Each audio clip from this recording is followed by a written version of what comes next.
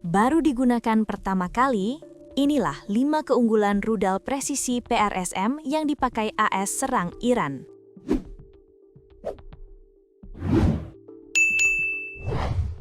Amerika Serikat menggunakan rudal serangan presisi PRSM untuk pertama kalinya selama perang yang sedang berlangsung dengan Iran.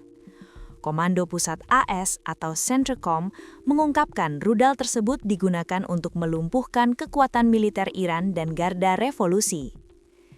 5 keunggulan rudal PRSM yang digunakan AS untuk pertama kalinya di Iran. 1. Memiliki kemampuan serangan jarak jauh yang tak tertandingi. CENTCOM menyatakan dalam sebuah unggahan X bahwa PRSM memberikan kemampuan serangan jarak jauh yang tak tertandingi. Saya sangat bangga dengan para pria dan wanita berseragam kita yang memanfaatkan inovasi untuk menciptakan dilema bagi musuh, kata Laksamana Brad Cooper, Kepala CENTCOM dalam unggahan tersebut, dilansir Al Jazeera. Tidak jelas dari mana PRSM ini diluncurkan atau target spesifik mana yang mereka serang di Iran. 2. Tingkat presisi yang tinggi. PRSM digambarkan sebagai rudal serangan presisi jarak jauh oleh pengembangnya, perusahaan pertahanan Lockheed Martin yang berkantor pusat di Maryland, AS, yang mengirimkan PRSM pertama ke Angkatan Darat AS pada Desember 2023. Menurut Lockheed Martin, PRSM dapat mengenai target mulai dari 60 km atau 37 mil hingga lebih dari 499 km atau 310 mil. Situs web perusahaan menambahkan bahwa PRSM kompatibel dengan peluncur MLRS M270 dan keluarga HIMARS, yang keduanya juga dikembangkan oleh Lockheed dan digunakan oleh Angkatan Darat Inggris dan AS. MLRS adalah singkatan dari sistem roket peluncuran ganda yang digunakan untuk meluncurkan rudal. Inggris mengirimkan sejumlah rudal ke Ukraina pada tahun 2022. HIMARS adalah singkatan dari Sistem Roket Artileri Mobilitas Tinggi. Pada tahun 2022, AS juga mengirimkan sejumlah unit ke Ukraina. M142 HIMARS adalah peluncur roket berteknologi tinggi dan ringan yang dipasang pada roda sehingga lebih lincah dan mudah bermanuver di medan perang.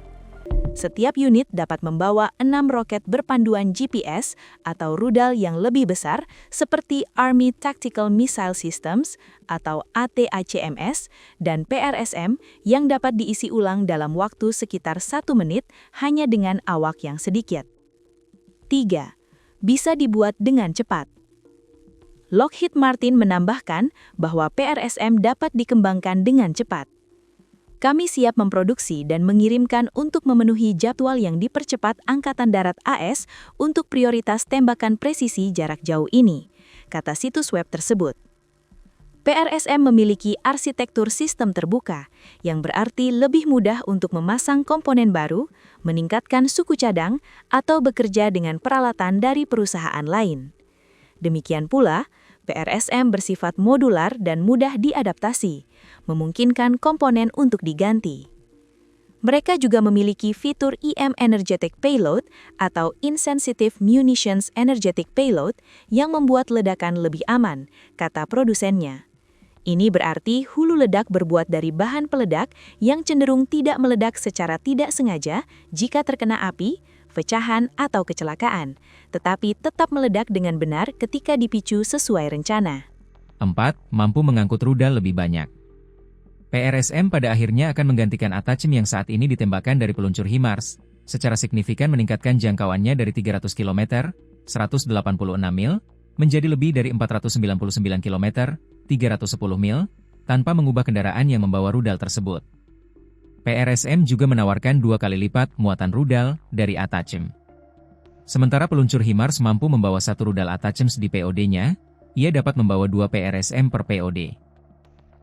Apakah PRSM memberikan keuntungan strategis bagi AS?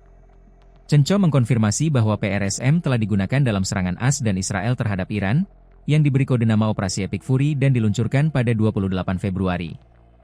PRSM memang memberikan dorongan bagi kemampuan jarak jauh militer AS yang sudah ada.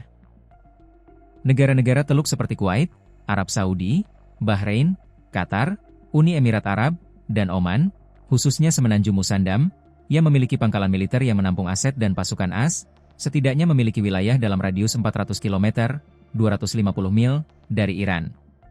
AS menggunakan PRSM bersamaan dengan rudal jarak jauh lainnya seperti drone satu arah sistem serangan tempur tak berawak berbiaya rendah, LUCAS, drone MQ-9 Reaper, ATACMS, dan rudal jelajah Tomahawk. Jangkauan drone satu arah LUCAS sekitar 800 km, 500 mil, sedangkan jangkauan ATACMS sekitar 300 km, 186 mil, dan jangkauan rudal jelajah Tomahawk sekitar 1.600 km, 1.000 mil. 5. Mampu menjangkau 500 km. Jangkauan rudal ini penting karena kemungkinan besar tidak akan diizinkan berdasarkan perjanjian pasukan nuklir jarak menengah, infanteri, dengan Rusia, yang ditarik AS oleh pemerintahan Trump pada tahun 2019. Ini karena rudal ini dapat melampaui jangkauan maksimum 500 km, 310 mil, yang diberlakukan perjanjian tersebut pada rudal-rudal tertentu yang diluncurkan dari darat.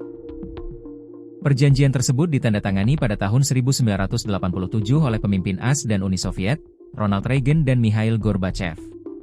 Perjanjian tersebut bertujuan untuk menghilangkan keberadaan rudal nuklir berbasis darat dan persenjataan jarak menengah antara 500 km dan 5.500 km, 310 dan 3.500 mil, dari Eropa. Penangguhan perjanjian oleh AS memungkinkan Washington untuk melanjutkan pengembangan persenjataan jarak menengah berbasis daratnya sendiri. Setelah penangguhan AS, Rusia mengundang AS untuk membalasnya dengan moratorium sepihak terhadap penyebaran rudal jarak menengah yang diluncurkan dari darat. Meskipun Washington awalnya menolak tawaran tersebut, pada tahun 2022, mereka menyatakan bersedia untuk membahasnya. Pada Agustus tahun lalu, Kementerian Luar Negeri Rusia mengumumkan penarikan Rusia dari moratorium ini, dengan mengatakan bahwa AS telah membuat kemajuan signifikan, dan secara terbuka menyatakan rencana untuk mengerahkan rudal jarak menengah infanteri yang diluncurkan dari darat AS di berbagai wilayah. Infanteri adalah singkatan dari kekuatan nuklir jarak menengah. Pernyataan tersebut menambahkan bahwa tindakan negara-negara barat tersebut menimbulkan ancaman langsung terhadap keamanan Moskow.